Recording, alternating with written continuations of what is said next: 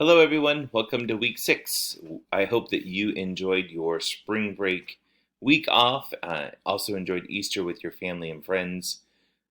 Here we are at week 6 with 3 weeks left to go, including this week, to complete this course. And I know for the majority of you to graduate. So, congratulations to that.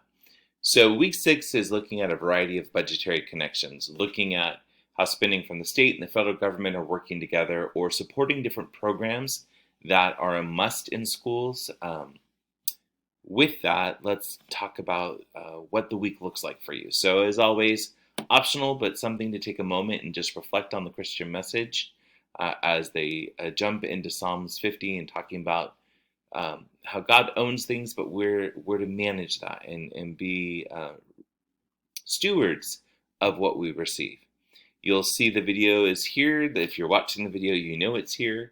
The reading for the week. So we're getting into 2 more chapters of School Finance, a California Perspective, chapters 11 and 12. Chapter 11 is going to get into the student body organization and the accounting that comes with that,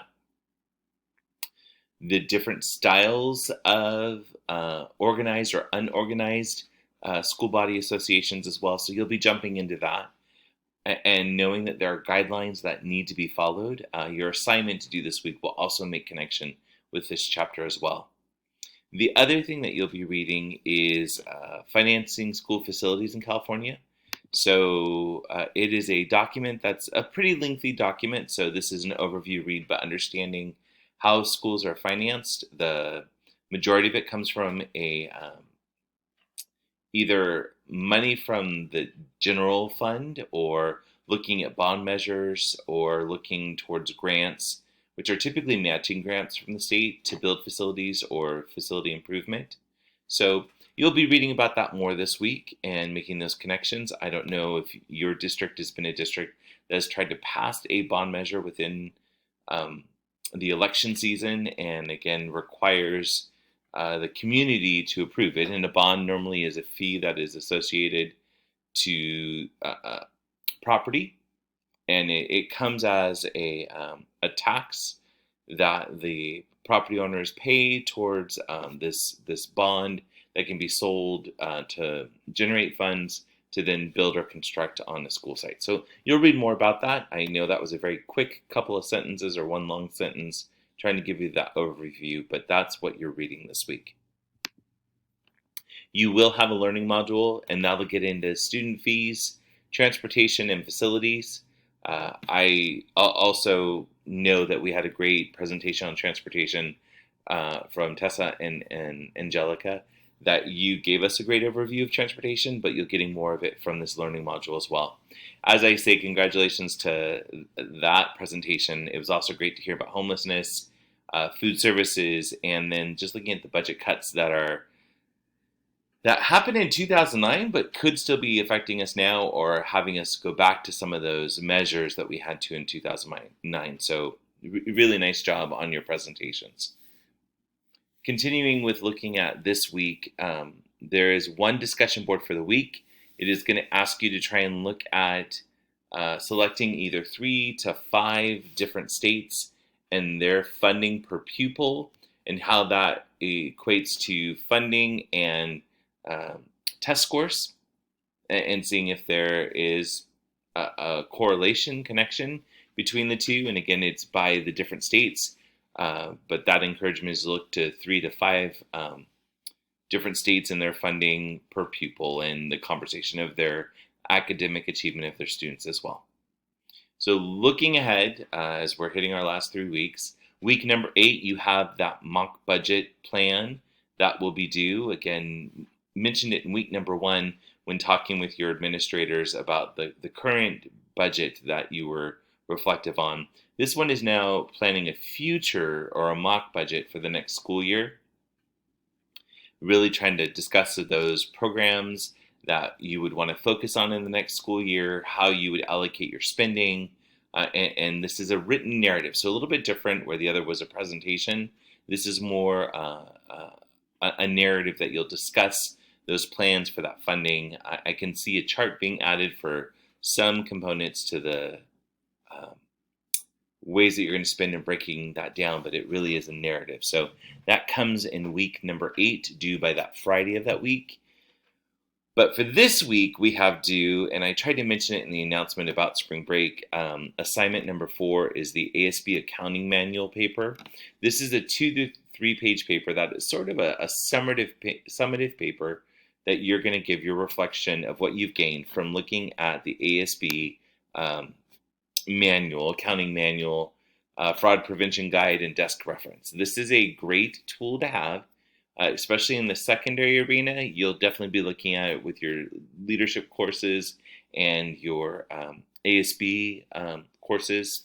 But I will say this to the elementary individuals with this as well. If you have that student council or students generating funds, this is truly a great resource to have. So this document, I don't know if you can see it, it's 422 pages. I'm not asking you to read everything. The paper is not asking you to give a summative explanation of everything that you read, but taking a few chapters and with the eye of a leader, a school leader, if you need to give reflection to the CAPE expectations of a leader, but from that leadership perspective, what is it that stands out to you looking at a couple of chapters? Now, I give recommendations of looking at chapters 2, 5, 7, and 8 as possible chapters that you could read and then give your opinions as a leader of what needs to be done to, again, facilitate or support the ASB as well as the funds they receive and how they're spent, knowing the management of that, because ultimately, I will say this, your paper should mention it as well, it is the school leader's responsibility to ensure those practices are proper and there's no fraudulent events happening or spending happening. I know there's a system already embedded for the students, but no, the buck does stop with the leader. So just the goal of the paper is to have you summarize those key points as a leader that you need to know. And again, looking at this manual to give you that guidance. So again, you don't need to take every chapter. If the chapters I've recommended, you're like, no, will I see other chapters? By all means, choose the chapters that you think are appropriate. I would say it needs to be at least 3 chapters that you're looking at to try and get that 2 to 3 pages. A reminder again, you are using the APA template that's been provided by Concordia, so that means there will be a reference page as well on top of what you cite. And knowing that, I expect this manual to be one of the things you cite, if not the core thing that you cite as well. And that again is due by this Sunday at 11:59 p.m. I want to go back to a reminder about our discussion boards. Discussion boards initial post, again, a minimum of 250 words of content is due by Thursday of each week at 11:59 p.m. And then your responses to your peers are due by that Sunday of this week as well. I compliment you on the reflection that you give or the responses you give to your peers. Keep up that great work, and then just reminder to really keep yourself accountable to meeting the measures of the initial post of citing 250 words, those components working together. The end is near for the course. We still have, again, these 3 weeks. I know you can push through it, especially as we're looking at the end of the school year as well. I know that there is a way to balance that and manage it. And please know you'll be in my prayers as well, because I know there's a lot that comes up. Open houses and things like that, I do acknowledge as well. If you have any questions, as I always share, please give me a call, give me a text, email me, and I will respond as quickly as I can. I look forward to any questions that you guys have and getting to read your reflection of a leader's perspective on what needs to be done working with an ASB or a student body organization. Have a great week. God bless.